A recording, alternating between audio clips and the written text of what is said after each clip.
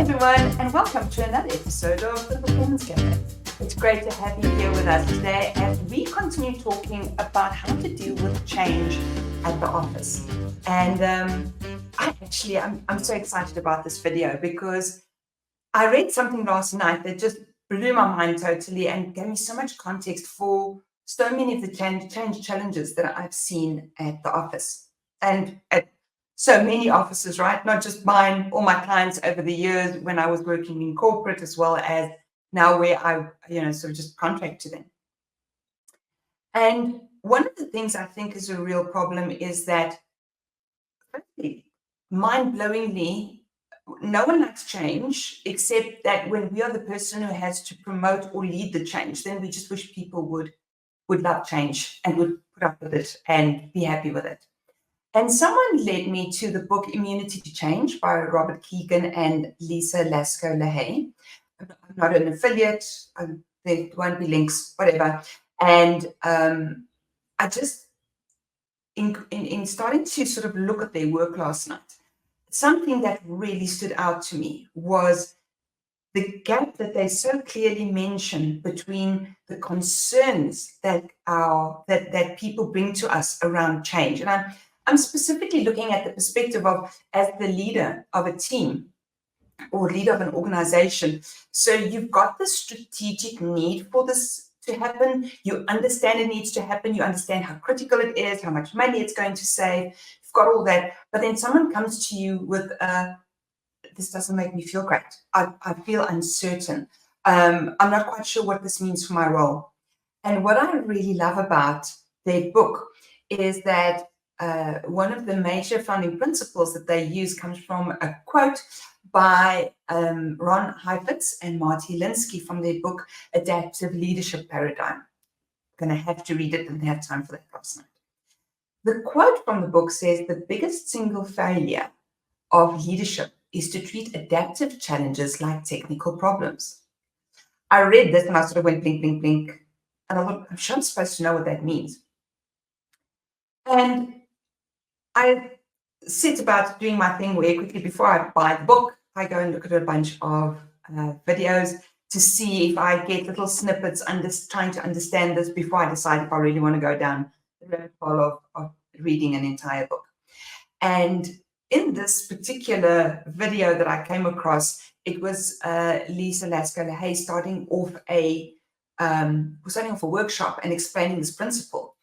And she did it so well because she said that her mother, I think, was about 80, and she had a little bit of a fender bender, and no one got hurt. But because of this, because of her age and the circumstances, the cops took away her mom's license.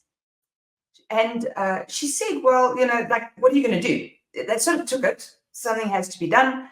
And she said to her mom, you know what, Mom?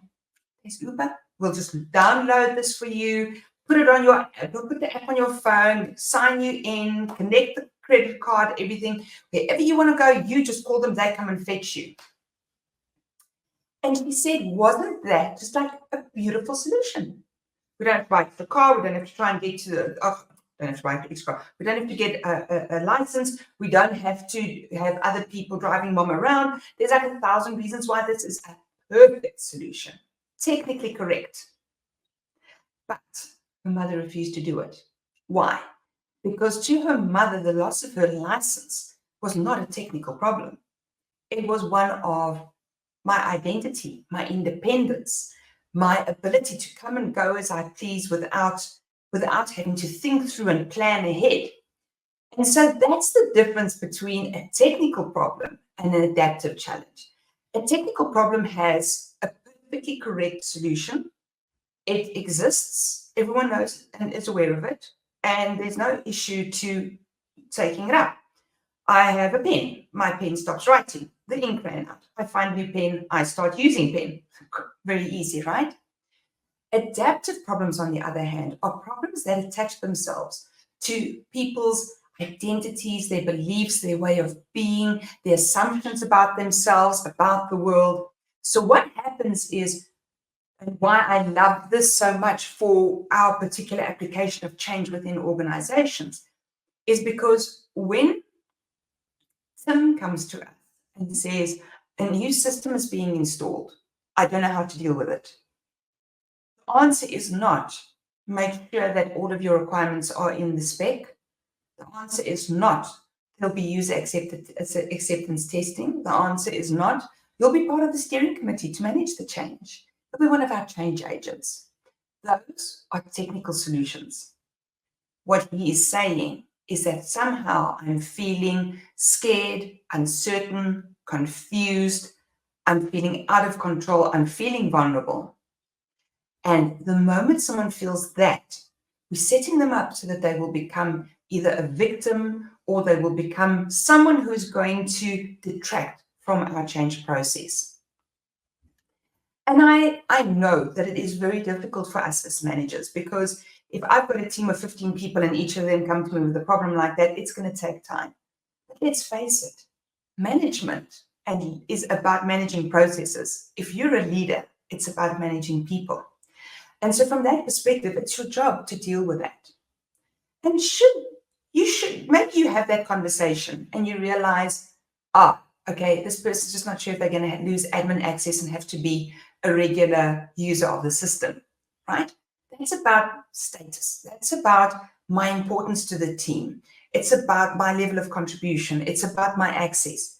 You can go and talk to them about things like that and make sure that if they are going to lose that form of access, that maybe the issue there is not really the access, but the value that they perceive that they deliver and where they are seen as valuable.